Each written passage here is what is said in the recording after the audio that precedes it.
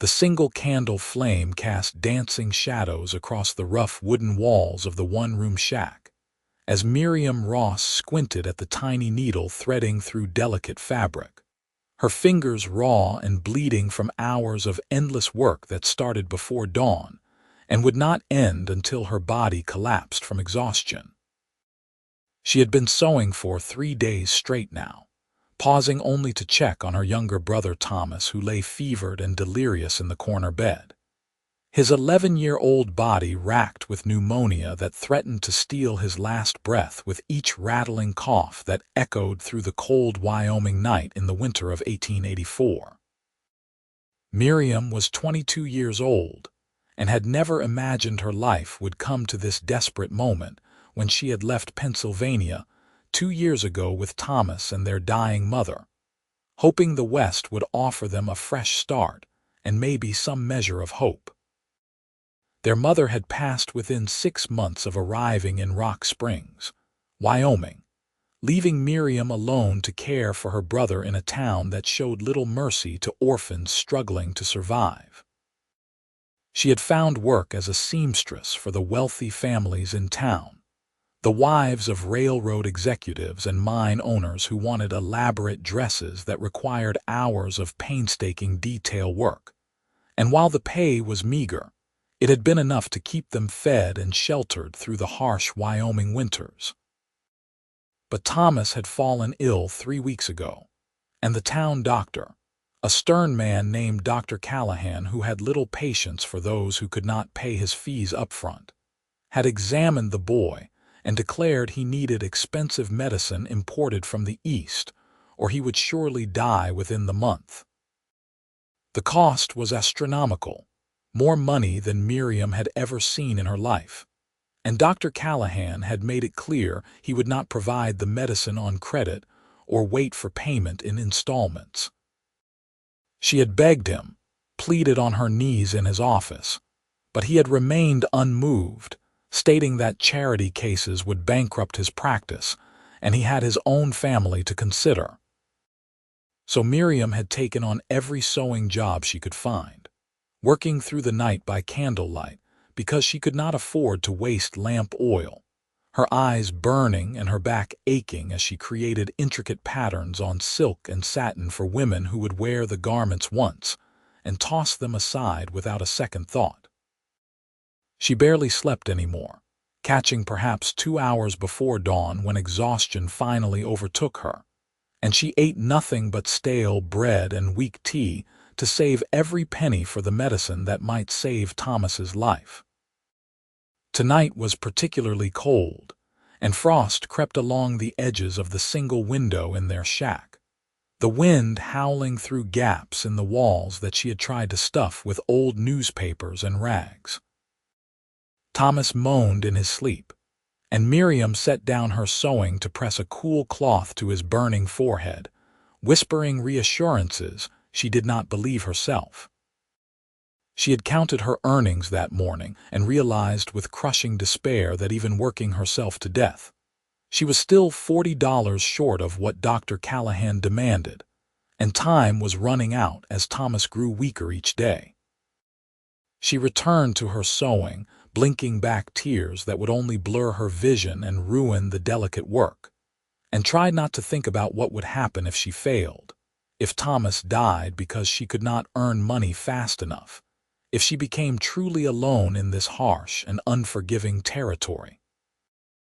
The needle moved through the fabric in mechanical precision, her fingers operating on instinct now after years of practice, creating beauty for others while her own world crumbled around her in the flickering candlelight.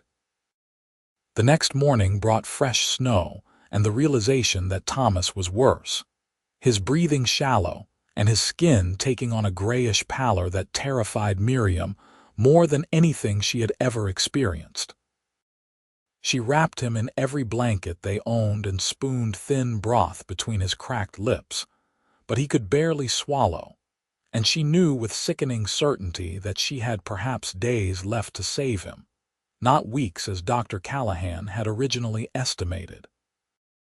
Desperate, she bundled up her latest completed work and trudged through the snow to Mrs. Henderson's grand house on the hill, the elaborate mansion where the mine owner's wife held court over Rock Springs society with an iron fist wrapped in lace gloves. Miriam's feet were numb in her worn boots, and her thin coat did little to protect against the biting wind. But she forced herself forward, clutching the package containing a ball gown that had taken her 60 hours to complete, with hand-embroidered roses along the bodice and hem that had left her fingers permanently stained with red dye. Mrs. Henderson answered the door herself, which was unusual, and looked down at Miriam with barely concealed disdain as she took the package and examined the gown with a critical eye. After a long moment that stretched Miriam's nerves to breaking, she nodded curtly and disappeared into the house, returning with payment that was $5 less than agreed upon. When Miriam timidly pointed out the discrepancy, Mrs. Henderson claimed the work had taken too long, and this was her penalty, then shut the door in Miriam's face before she could protest further.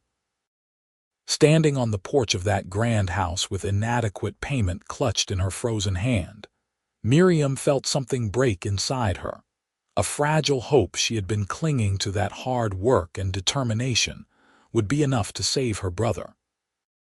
She stumbled down the steps and made her way back through town, hardly seeing where she was going, her mind calculating and recalculating figures that never added up to enough. She was so lost in despair that she did not notice the man on horseback until she nearly collided with his mount, a large bay gelding that snorted and sidestepped as she stumbled backward into a snowdrift. Strong hands reached down to steady her, and she looked up into the face of a cowboy she had never seen before, a man who appeared to be in his mid-20s with dark hair visible beneath his wide-brimmed hat and gray eyes that studied her with unexpected concern. "Easy there, miss," he said, his voice carrying a soft drawl that marked him as someone from further south. "You all right? You look about ready to collapse." Miriam pulled away from his touch, embarrassed and angry at her own weakness, and brushed snow from her threadbare skirt. "I am fine, thank you. Please excuse me." She tried to move past him, but his horse shifted to block her path, and when she looked up again, the cowboy was dismounting, his expression troubled as he took in her hollow-eyed appearance and the way she swayed on her feet. "No disrespect intended, miss, but you do not look fine at all," he said quietly. "When is the last time you ate a proper meal?" The question, asked with such genuine concern, nearly undid her completely. Miriam felt tears spring to her eyes, and she blinked them back furiously, unwilling to break down in the middle of the street in front of a stranger. "That is none of your concern, sir. Now please let me pass. I need to get home to my brother."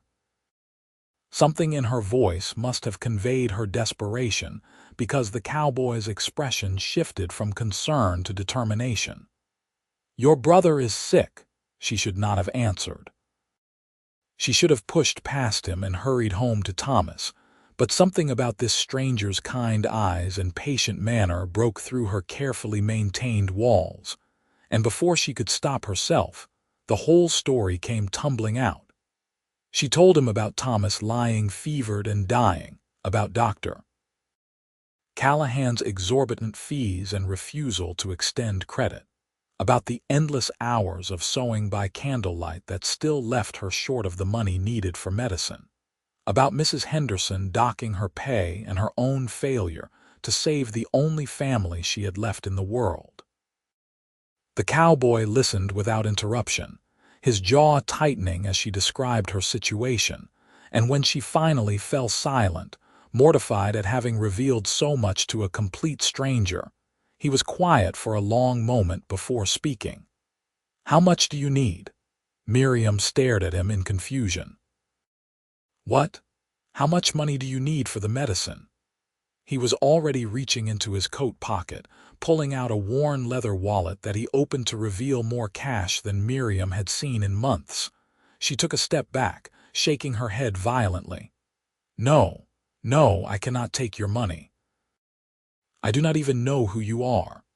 "Name is Samuel Zander," he said simply. "And I have been exactly where you are right now, watching someone I loved die because I could not afford a doctor. I swore then that if I ever had the means, I would help anyone facing that same nightmare. So please let me do this." "How much?" $40, Miriam whispered, unable to believe this was happening. "But sir, Mr. Zander, that is a fortune. I could never repay you." Samuel was already counting out bills, his calloused hands moving with practiced efficiency. "I am not asking you to repay me. Consider it a gift, or if that bothers you, call it a loan you can pay back whenever you are able. No interest, no time limit. Right now, all that matters is getting that medicine for your brother." He pressed the money into her hands before she could form another protest, then climbed back onto his horse. "Where is Dr. Callahan's office? I will ride with you to make sure he provides what is needed." Miriam was trembling now, clutching the money that represented Thomas's salvation, barely able to process that this was real and not some fever dream born of exhaustion and desperation. 2 streets over, the white building with the black shutters. "But truly, you do not need to accompany me." "I want to," Samuel said firmly. "Some folks have a tendency to charge more or provide less when they think someone cannot fight back. You look like you are ready to fall over, and I want to make sure this doctor does right by you and your brother." They made their way through the snowy streets, Samuel leading his horse while walking beside Miriam, asking gentle questions about Thomas and how long they had been in Rock Springs. She found herself talking more than she had in months, perhaps years, the words flowing easier with this stranger than with anyone she had met in town. There was something solid and reassuring about Samuel Zander, a quiet strength that made her feel less alone than she had since her mother died. Dr. Callahan was in his office when they arrived, and his expression soured when he saw Miriam, clearly preparing to turn her away with another lecture about payment. But then, his eyes landed on Samuel standing behind her, and something in the cowboy's stance made the doctor reconsider his approach.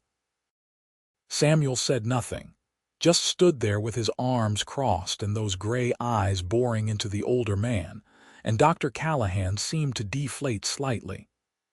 "I have the money for Thomas's medicine," Miriam said, placing the bills on the desk with shaking hands. "All of it, as you requested." The doctor counted the money slowly, checking each bill, then nodded and moved to his medicine cabinet. He returned with 2 brown bottles and a packet of powder, explaining the dosage and frequency in a clipped tone that suggested he was eager to have them leave. Samuel listened carefully to every instruction, asking clarifying questions that Miriam's exhausted mind could not form, making sure they understood exactly how to administer the treatment. With the precious medicine secured in Miriam's bag, they left the office and made their way toward her shack on the outskirts of town. Samuel continued to walk beside her, his horse trailing behind, and though Miriam knew she should send him away, should not allow this stranger into her home, she found she did not want him to leave yet. His presence was a comfort she had not known she needed, and the thought of returning to that cold shack to face Thomas's illness alone suddenly seemed unbearable.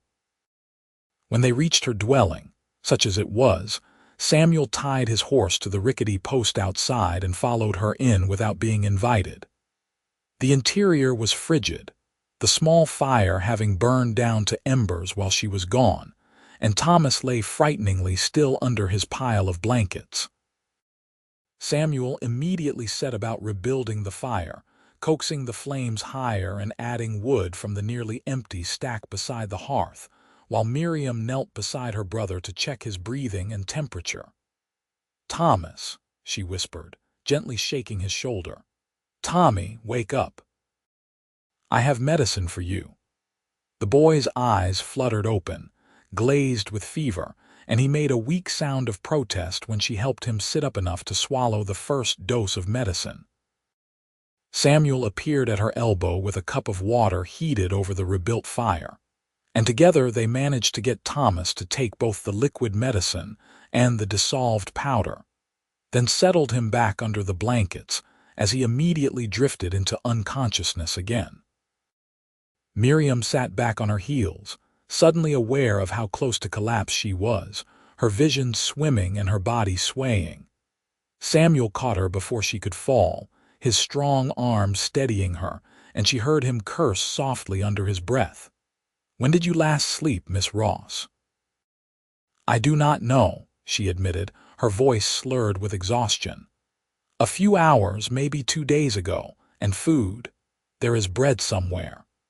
Samuel guided her to the single chair in the room and pressed her into it, then began searching through her meager supplies. He found the stale bread she had mentioned, along with a few withered vegetables and a tin of beans, and set about preparing something edible with the efficiency of a man accustomed to cooking for himself on the trail. Within minutes, the small space filled with the aroma of food cooking, and Miriam's stomach clenched painfully, reminding her that she had not eaten anything substantial in days. "You cannot care for your brother if you work yourself to death," Samuel said as he worked.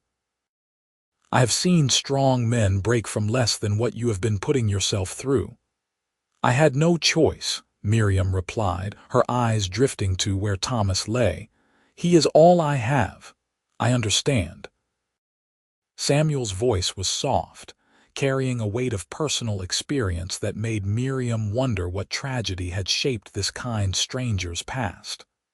"But now you have help, whether you want it or not. I am not leaving until I know both you and your brother are on the road to recovery." She should have protested, should have maintained her pride and independence and sent this man away despite his generosity.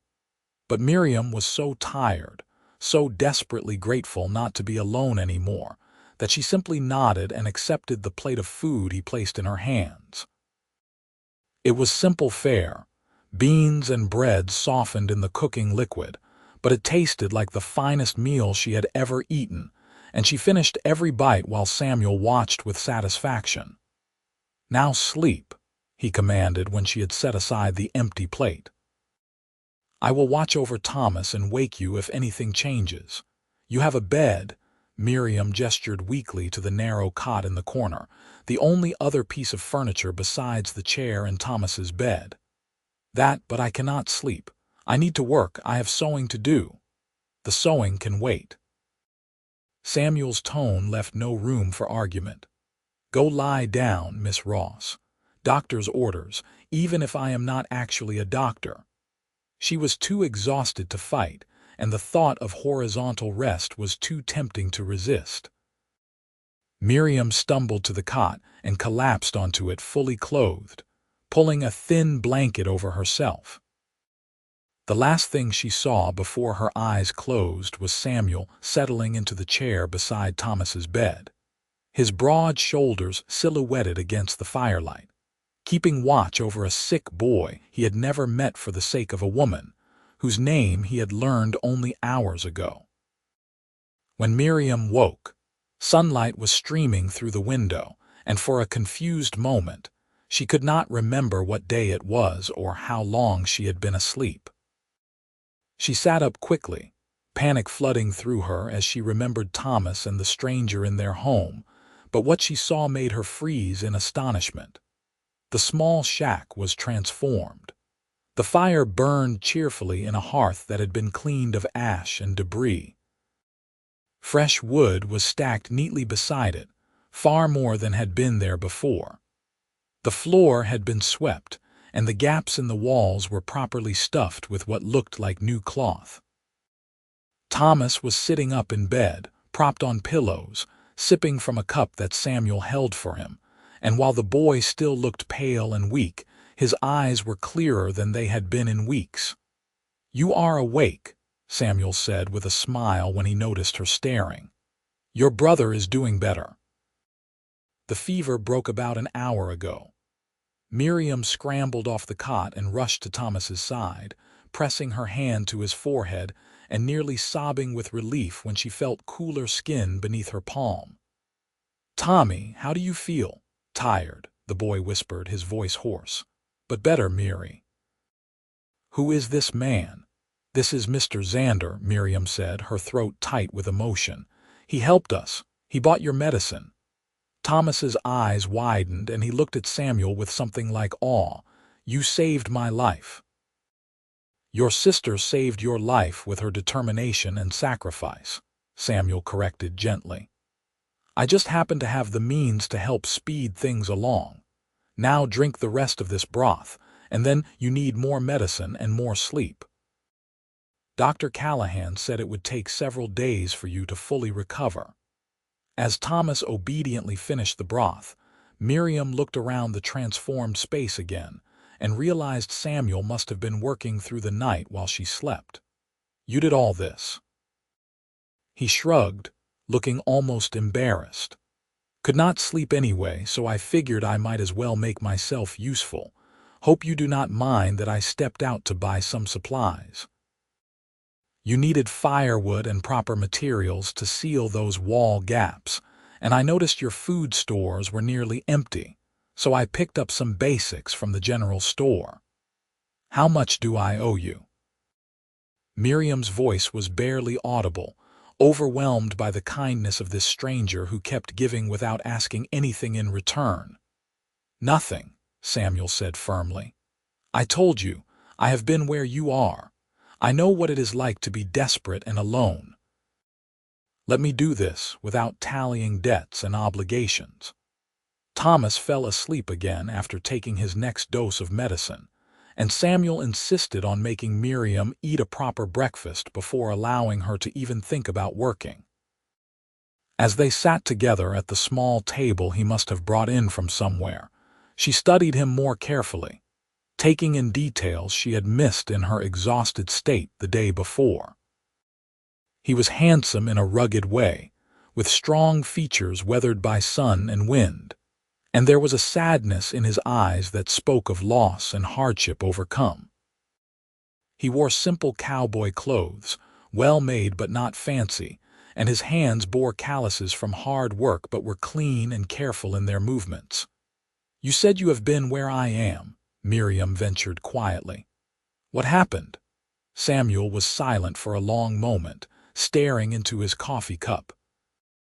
"My younger sister, Caroline. She was about Thomas's age when she got sick, some kind of infection that spread through her whole body. We were dirt poor, sharecroppers in Texas, and the nearest doctor wanted payment up front just like yours did. I tried everything I could think of to raise the money, worked 3 jobs, sold everything we owned, but it was not enough and I could not get it fast enough. She died in my arms, crying for our mother who had passed years before, and all I could think was that she might have lived if I had just been able to afford the medicine." "I am so sorry," Miriam whispered, her heart breaking for this man and the child he had lost. "It was 10 years ago now," Samuel continued, his voice rough with old grief. "I was 15 when it happened, barely more than a boy myself, trying to be the man of the family after our father ran off. After Caroline died, I could not stay in Texas. Too many memories, too much failure haunting every corner. So I headed west, worked as a ranch hand and cattle driver, saved every penny I could. Eventually, I had enough to buy a small piece of land north of here, started building my own ranch. It is not much yet, but it is mine, and I swore that when I had the means, I would help anyone I saw suffering the way my family suffered." "You are a good man, Samuel Xander," Miriam said softly, and she saw something flicker in his eyes at her words, a warmth that made her pulse quicken in a way that had nothing to do with exhaustion or stress. "I am just trying to do right by Caroline's memory," he replied. She deserved better than what life gave her. Every time I can help someone like you and Thomas, it feels like maybe her death was not entirely meaningless, like maybe some good can come from that terrible loss. They talked for hours while Thomas slept, Samuel telling her about his ranch and his dreams of building it into something substantial, Miriam sharing stories of her childhood in Pennsylvania, and the journey west that had been supposed to give them a better life. She found herself laughing for the first time in months at his descriptions of ornery cattle and stubborn horses, and he listened with genuine interest when she described the intricate art of dressmaking and embroidery. The conversation flowed naturally between them, and Miriam realized with some surprise that she felt more comfortable with this man she had known for barely a day than with anyone else in Rock Springs. Over the following week, Samuel proved true to his word about not leaving until they were recovered. He stayed in the small shack, sleeping in the chair or sometimes just dozing by the fire when Miriam insisted he needed rest, and he took care of everything that needed doing. He cooked meals and administered Thomas's medicine with clockwork precision, chopped firewood and made repairs to the shack's worst problems. Even did the shopping in town, despite the curious looks and whispered gossip that his presence in Miriam's home generated. Thomas improved steadily under the treatment, his fever staying gone and his breathing easing until he was able to sit up for longer periods and eventually move around the small space. Samuel entertained the boy with stories of his adventures on the trail, carefully edited to remove the more frightening or inappropriate details, and Thomas worshipped him with the uncomplicated hero worship of a child who has been saved from death. As for Miriam, she found herself drawn to Samuel in ways that both thrilled and terrified her. She noticed how his eyes crinkled when he smiled, how his hands were gentle despite their strength, how he moved with unconscious grace even in the cramped confines of the shack.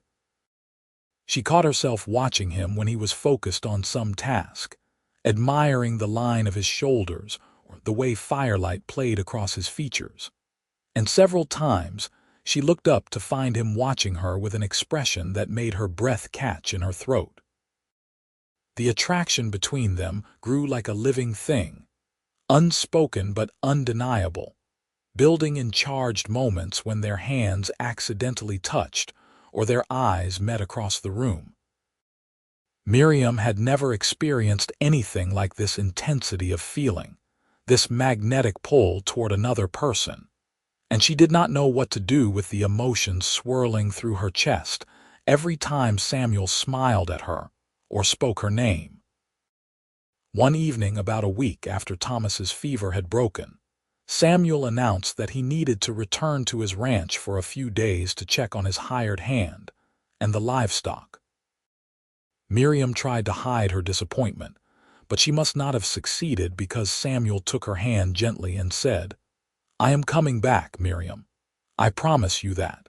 I just need to make sure everything is all right at the ranch, and then I will return to see how you and Thomas are managing." "You do not owe us anything more," Miriam protested weakly, even as her heart sang at his promise to return. "You have already done so much."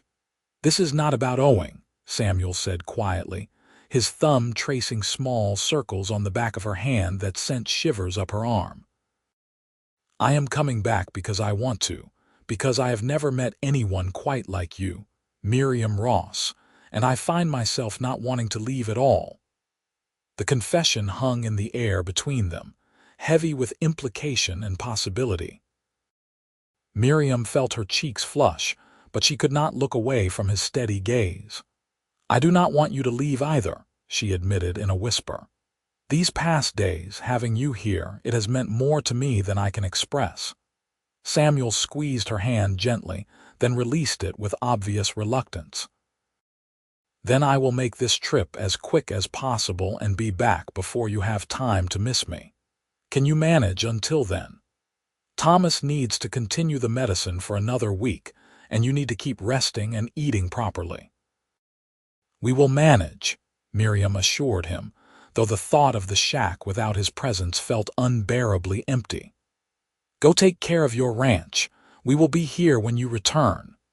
He left the next morning with promises and a lingering look that stayed with Miriam long after he had ridden out of sight. The shack felt hollow without him, too quiet and too cold despite the fire, and even Thomas remarked on how strange it was not to have Mr. Xander there telling stories or fixing things. Miriam threw herself into her sewing with renewed energy, partly because she needed to earn money to replenish what she had spent on rent and food, but mostly because she needed the distraction from thinking about Samuel and when he might return. She found herself daydreaming as she worked, imagining a future that seemed impossibly bright compared to the desperate existence she had been living. She pictured Samuel's ranch, wondered what it looked like, fantasized about seeing him ride up to the shack with that easy confidence he carried so naturally. She remembered the way his voice softened when he spoke to her, the warmth in his eyes, the gentle strength of his hands, and felt something bloom in her chest that she recognized as the beginnings of love. The realization should have frightened her. She barely knew this man, after all, and everything in her practical nature warned that she should be cautious, should protect her heart from potential pain. But Miriam discovered she did not want to be cautious. Samuel had appeared in her life like an answer to prayers she had been too tired to voice, and he had treated her and Thomas with a kindness that went beyond mere charity. He saw her, truly saw her, in a way no one else ever had, and when she was with him, she felt like something more than a desperate seamstress struggling to survive. She felt like a woman worthy of care and attention, like someone whose thoughts and feelings mattered. 5 days after Samuel left, Miriam finished 3 dresses she had been working on and took them to the homes of the women who had commissioned them. Mrs. Henderson received her with the usual cool disdain, but paid the full amount without complaint, perhaps having heard through town gossip that Miriam now had a cowboy champion who had stared down Dr. Callahan. The other women were similarly prompt with payment, and Miriam found herself with more money in her pocket than she had possessed in months. She stopped by the general store on her way home, intending to buy proper food and a few necessities, and found herself the subject of intense scrutiny from the other customers. The whispers were not quite quiet enough to avoid hearing. Speculation about her relationship with Samuel Xander, questions about propriety and reputation, sly insinuations about what might have occurred during the week he stayed in her home. Miriam held her head high and ignored the gossip, refusing to let small-minded busybodies taint what she knew had been an entirely innocent and deeply meaningful connection. Thomas continued to improve daily, his strength returning and his appetite becoming almost voracious as his body recovered from the illness that had nearly claimed him. He talked constantly about Samuel, asking when he would return and making Miriam promise that they could thank him properly when he did. The boy had latched onto the cowboy as a replacement for the father figure he had never really had, and Miriam could not bring herself to caution him against investing too much hope in someone who might ultimately leave their lives as quickly as he had entered them. 8 days after Samuel's departure, Miriam was working on a particularly challenging bit of beadwork when she heard hoofbeats outside.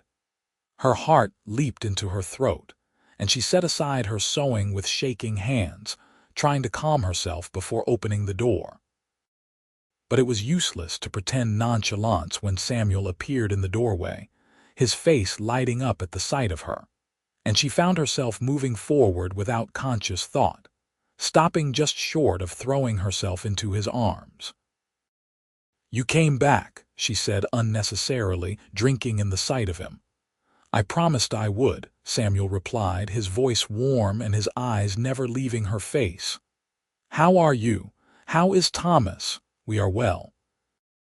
Thomas is much better, eating everything in sight and driving me to distraction with his energy.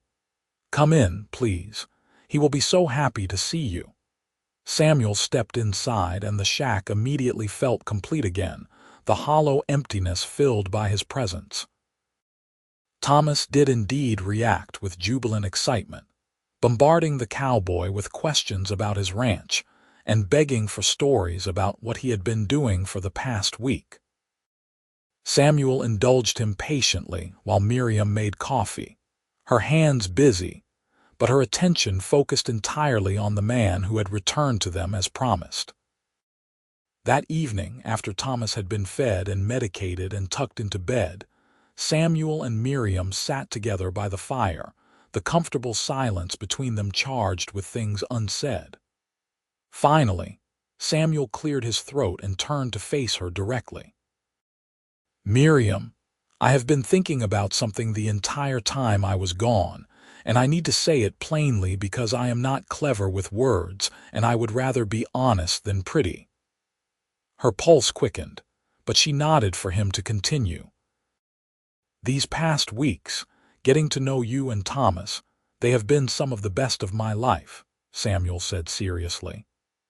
"I have not felt this connected to anyone since I lost my sister, and being here with you feels right in a way nothing else ever has. I am not a rich man, and my ranch is still more dream than reality, but I work hard and I have prospects, and I would very much like to court you properly if you would allow it." Miriam felt tears spring to her eyes, but they were tears of joy rather than sorrow. "I would like that very much, Samuel. These weeks have meant everything to me as well. You came into my life when I had lost all hope, and you gave me back not just the means to save Thomas, but also a reason to believe in kindness and goodness again." Samuel reached out and took her hand, his expression both relieved and elated. "Then we have an understanding. I can call on you, take you and Thomas out to see my ranch when he is strong enough to travel, show you what I am building."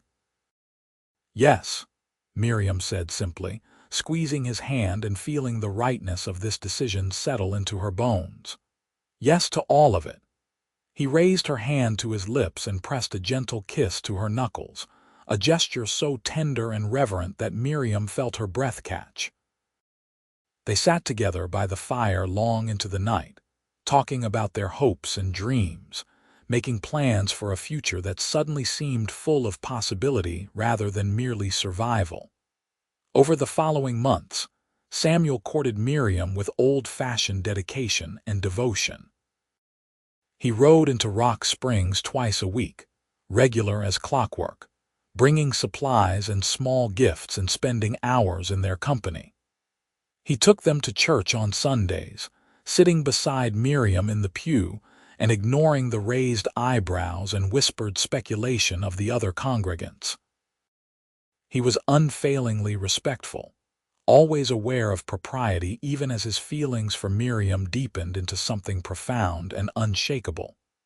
By spring of 1885, Thomas had fully recovered his health and grown several inches, sprouting up like a weed and eating enough for 3 boys his size.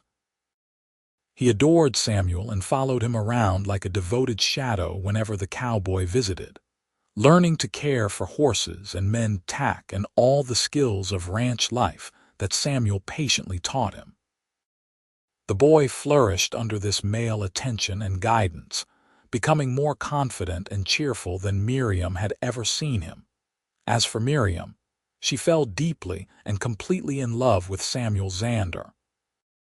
She loved his quiet strength and his gentle kindness, his dry humor and his patient nature, the way he treated her like she was precious and worth protecting. She loved how he listened when she talked about her sewing work, offering genuine interest and thoughtful questions. She loved his hands, scarred and calloused from hard labor, but always gentle when they touched her. She loved waking up knowing she would see him soon, and she loved the way her heart raced when she heard his horse approaching.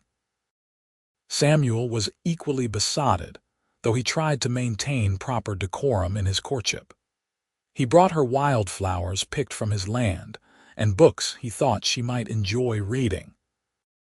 He fixed everything in the shack that needed repair until the small structure was as sound and comfortable as it could possibly be. He made sure they never wanted for firewood or food, providing for them without making it feel like charity, framing his generosity as gifts rather than necessity. Their first kiss happened on a warm May evening when Samuel had taken Miriam for a walk away from the shack, giving them a rare moment of privacy while Thomas stayed behind doing homework.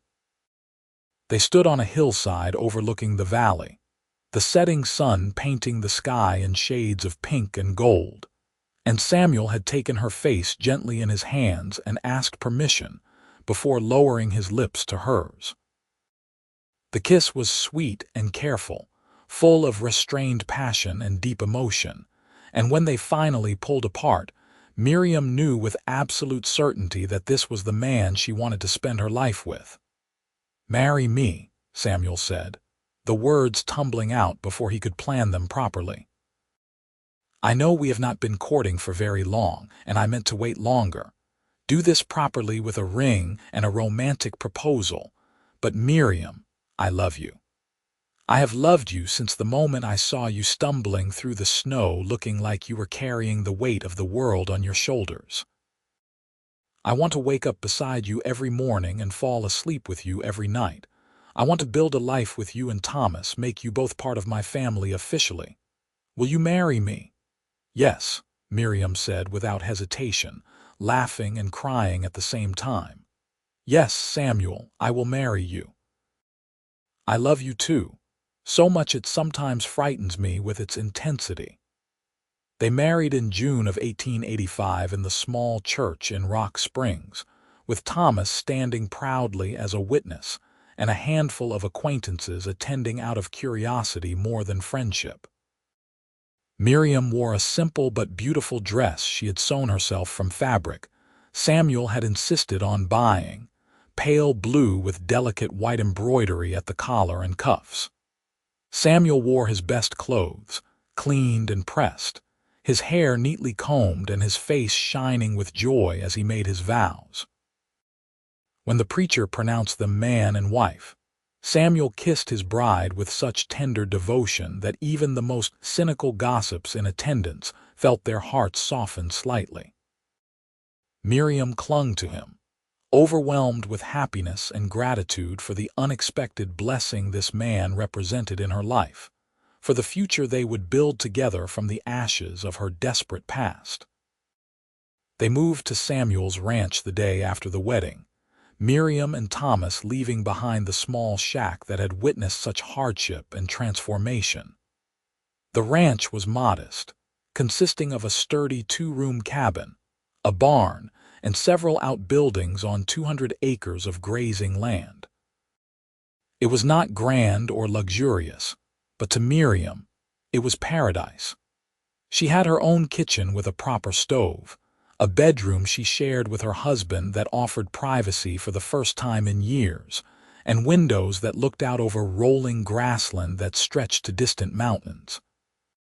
Samuel had hired a hand named Jake, a grizzled older cowboy who helped with the cattle and horses, and he lived in a small bunkhouse on the property.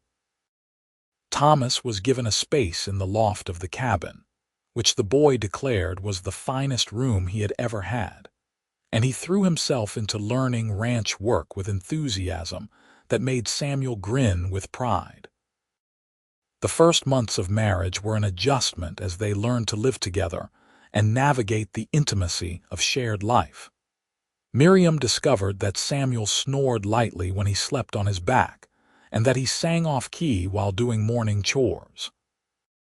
Samuel learned that Miriam liked her coffee strong and sweet, that she was ticklish along her ribs, and that she sometimes had nightmares about Thomas dying that would wake her gasping in the darkness.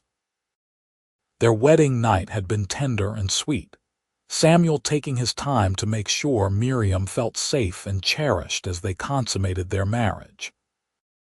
He was patient with her nervousness, gentle with her inexperience, and by the time the sun rose on their first morning as husband and wife, Miriam understood the physical expression of love in ways she had never imagined.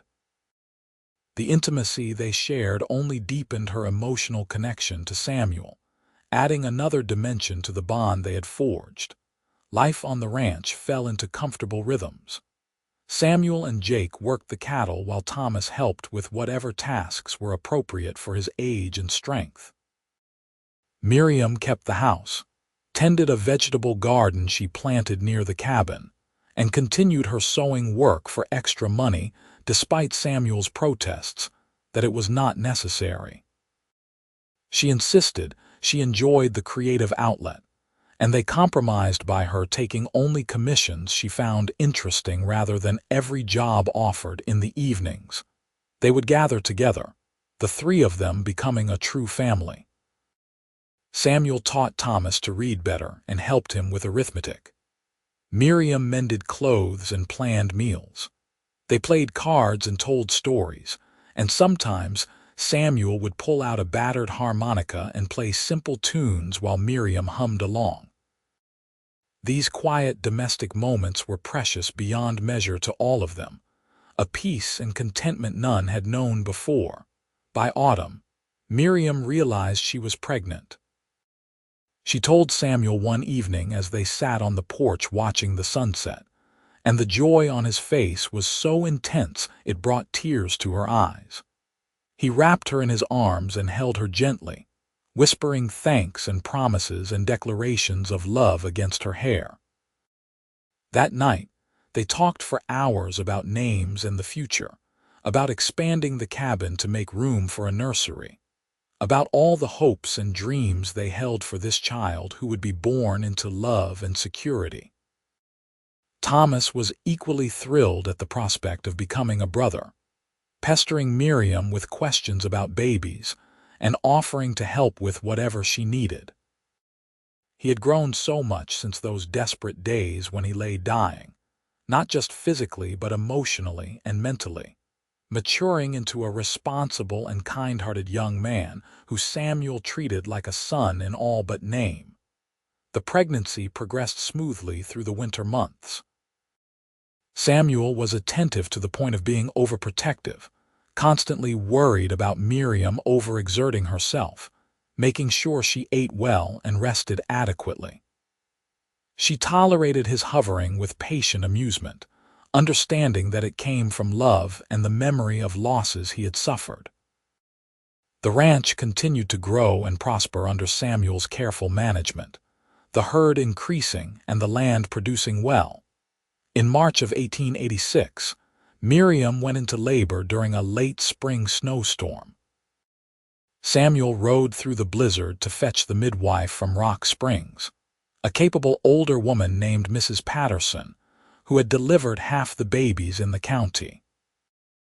The labor was long and difficult, lasting through the night and into the following day, and Samuel wore a path in the wooden floor with his pacing, his face gray with worry every time Miriam cried out. But when dawn broke on the second day, a baby's wail filled the cabin, strong and healthy and indignant at being brought into the cold world. Mrs. Patterson emerged from the bedroom with a smile, announcing that Miriam had delivered a healthy baby boy, and Samuel rushed past her to his wife's side. Miriam lay exhausted but radiant, cradling their son against her chest, and when she looked up at Samuel with tired but joyful eyes, he felt his heart expand to dimensions he had not known were possible. They named him James, after Samuel's father, who had been a hard man but not entirely without love, and the baby had his father's dark hair and his mother's delicate features. Thomas was allowed in to meet his new brother and held the infant with such careful reverence that both Miriam and Samuel had to blink back tears. The months that followed were exhausting and wonderful in equal measure. James was a good baby, generally content and healthy, but the demands of caring for an infant while managing a household and helping with ranch work stretched Miriam thin. Samuel hired a local girl to help with housework twice a week, over Miriam's protests, insisting that his wife needed support and there was no shame in accepting help. As James grew from infant to toddler, the ranch continued to expand and flourish. Samuel bought more land, increased the herd, and built a larger barn to accommodate their growth. Thomas, now 13, was an invaluable help with the ranch work, showing a natural talent for handling cattle and horses that made Samuel proud. The boy was growing into a fine young man, and there was never any question that he was as much a part of the family as if he had been born a Xander. By 1888, when James was 2 years old, Miriam found herself pregnant again.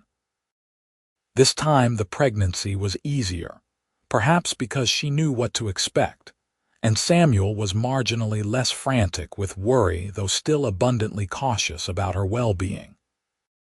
They welcomed a daughter in early 1889, a tiny girl with Miriam's red gold hair and Samuel's gray eyes, whom they named Caroline after the sister Samuel had lost so many years ago. The night they brought baby Caroline home from the birthing, Samuel held his daughter and wept openly, overcome with emotions he could not articulate. Miriam understood without words that this was healing for him, a way of honoring the sister he had been unable to save by giving her name to this new life born into security and love.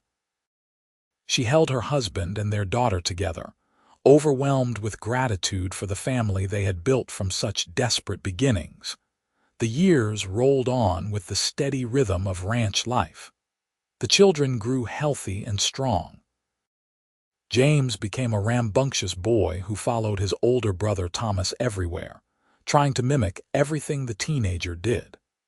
Caroline grew into a sweet-natured child who was absolutely fearless, climbing things she should not, and charming everyone she met with her sunny disposition.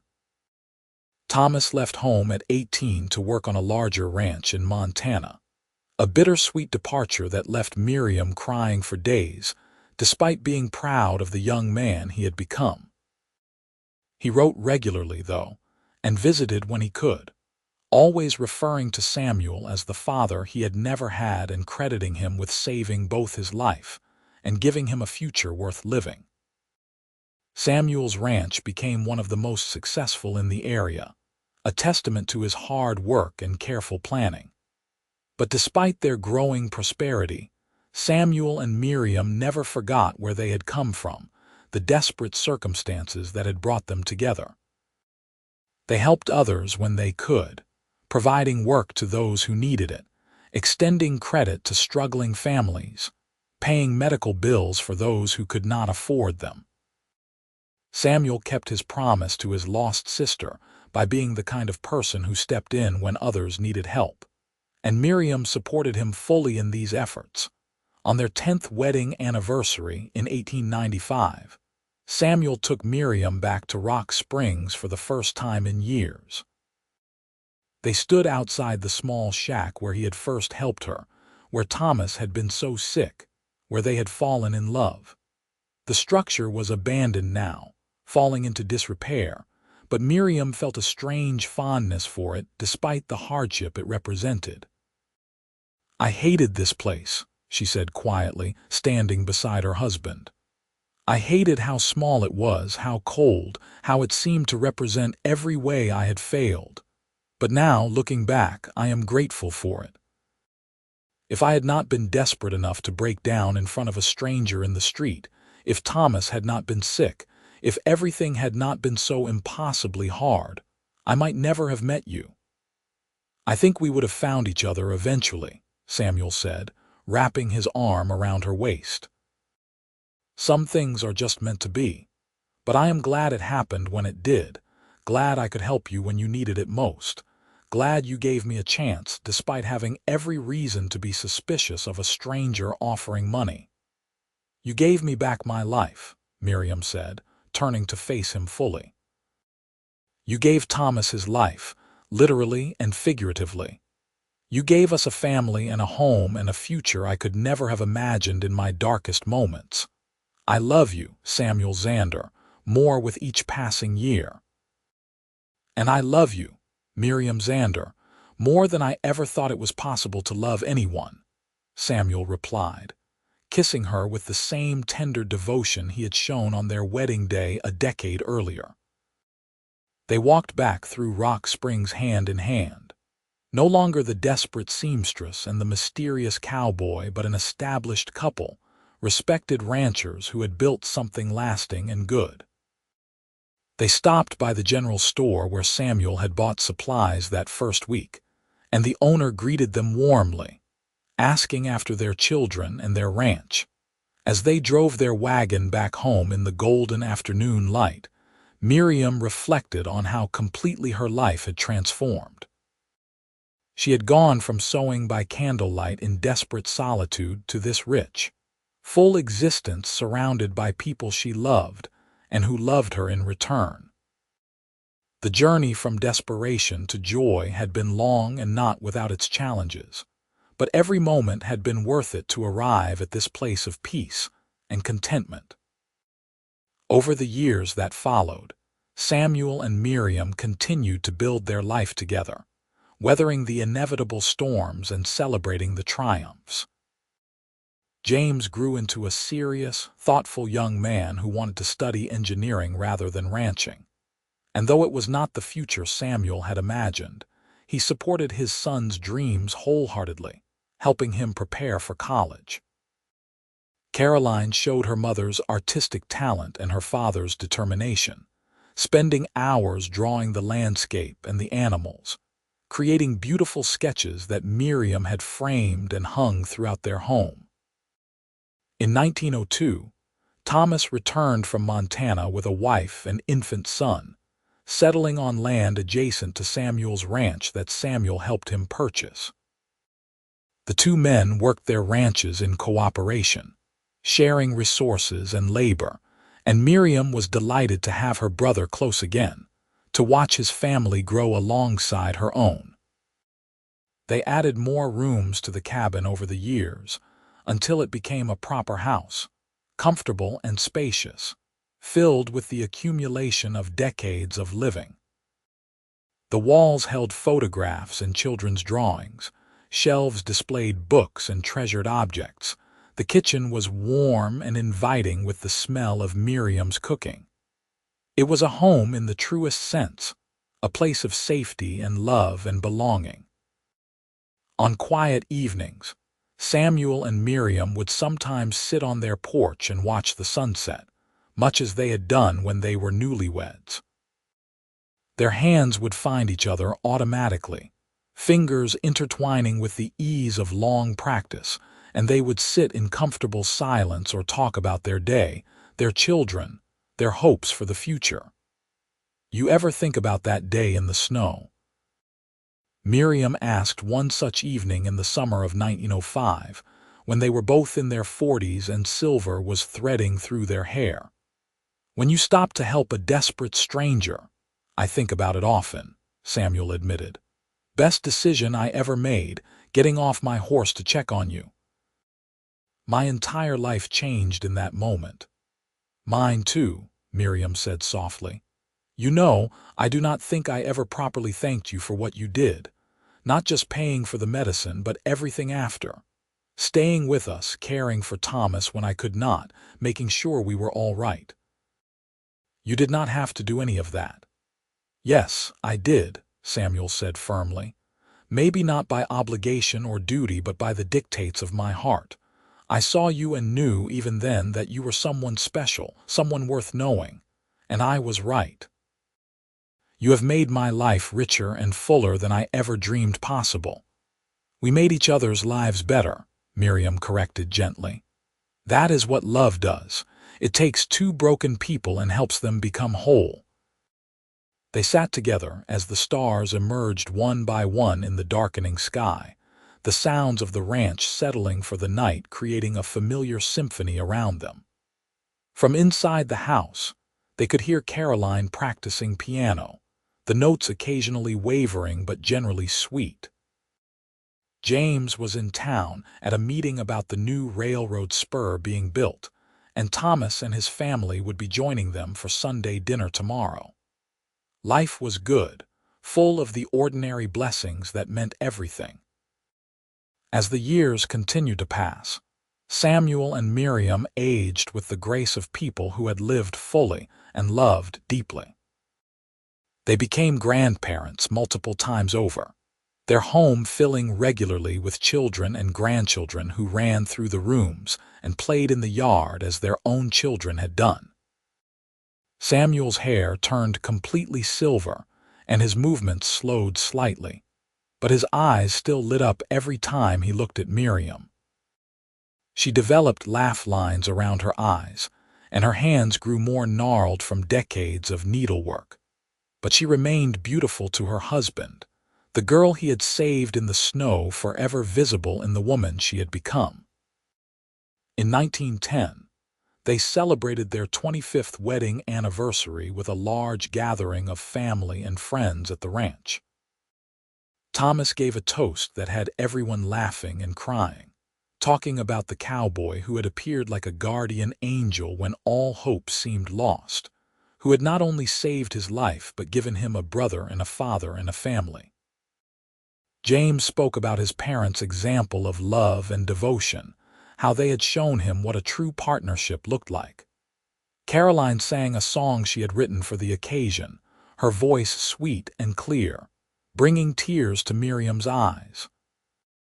But it was Samuel's words at the end of the evening that everyone remembered. He stood with his arm around Miriam, looking out at the assembled crowd of loved ones, and said simply, "25 years ago, I met a woman sewing by candlelight, working herself to death to save her brother. I paid a doctor and gave her a chance to rest. In return, she gave me everything that matters: love, family, purpose, joy. Every day since has been a gift I never take for granted. To my wife, the strongest and most beautiful person I know, thank you for choosing me, for building this life with me, for making every day an adventure worth living." The applause and cheers that followed were heartfelt and sincere. And as Miriam looked around at the life they had created, at the children and grandchildren, at the home they had built, at the man who stood beside her with absolute devotion in his eyes, she felt a completeness that defied description. This was what happiness looked like, she realized. Not the absence of struggle or hardship, but the presence of love strong enough to weather any storm. They continued on together through the years, facing whatever came with the united strength of partners who had chosen each other and recommitted to that choice every single day. When illness came, they nursed each other through it. When grief struck, as it inevitably did when friends and family passed, they held each other and remembered that love persisted beyond death. When joy arrived, in the form of new babies or business successes or simple beautiful moments, they celebrated together, never taking the good times for granted. In 1920, in their early 60s, Samuel and Miriam sat on their porch on a spring evening remarkably similar to that first evening when he had proposed so many years ago. The ranch was thriving under James's management now, as their son had eventually decided that engineering could be applied to improving ranch operations, and had returned home to modernize their operation. Thomas's children were helping run both properties, and Caroline had married a teacher and lived in town, giving Miriam an excuse to visit Rock Springs regularly to see her daughter and grandchildren. "We have had a good life," Samuel said, his hand finding Miriam's automatically. "The best life," Miriam agreed. "Better than I ever imagined possible in those dark days before you found me." "We found each other," Samuel corrected, echoing her words from years before. "And we built something beautiful together. Do you have any regrets?" Miriam asked, a question that had never occurred to her to pose before, Samuel was quiet for a long moment, genuinely considering. Finally, he shook his head. Not a single one. Every choice I made, every path I took led me to you and to this life. How could I regret anything that brought me here? I feel the same, Miriam whispered, leaning her head on his shoulder. Even the hard parts, even the suffering, it all led to this moment, to us, to everything we have. I would not change a thing.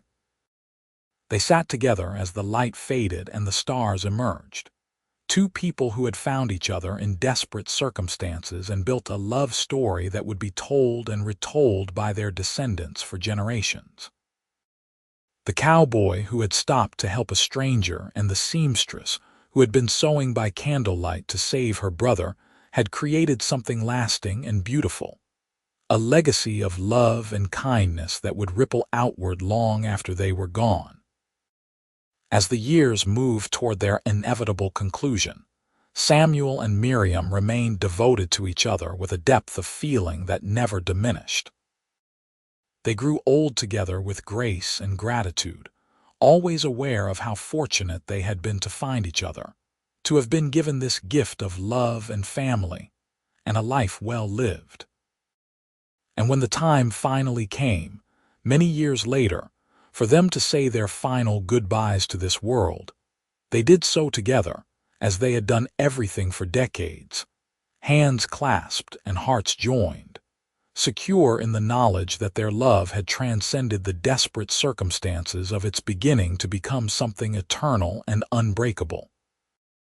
The story of the cowboy and the seamstress, of the moment when kindness changed two lives forever, lived on in their children and grandchildren and great-grandchildren, a reminder that love could bloom in the most unlikely circumstances, and that sometimes the greatest gifts came from the simplest acts of human compassion. Their headstones stood side by side in the family cemetery on the ranch, simple markers that bore their names and the dates of their lives. But the true monument to Samuel and Miriam Zander was the thriving ranch they had built, the family they had raised, and the countless lives they had touched with their generosity and love. Rock Springs, Wyoming had changed over the decades, growing from a rough frontier town into a proper city, but old-timers still told the story of the desperate young woman sewing by candlelight and the mysterious cowboy who had paid her doctor's bills and given her a chance to rest, not knowing that simple act of kindness would blossom into one of the great love stories of their generation. The shack where it had all begun had long since been torn down, replaced by new buildings and modern structures, but the memory of what had happened there persisted, passed down through the generations as a reminder that even in the darkest moments, hope could appear in unexpected forms, and that love had the power to transform everything it touched. Samuel and Miriam's descendants continued to work the land, carrying on the traditions and values their great-grandparents had established, and every generation learned the story of how it all began, with a woman at the end of her strength and a man who chose compassion over indifference, changing both their lives forever in the process.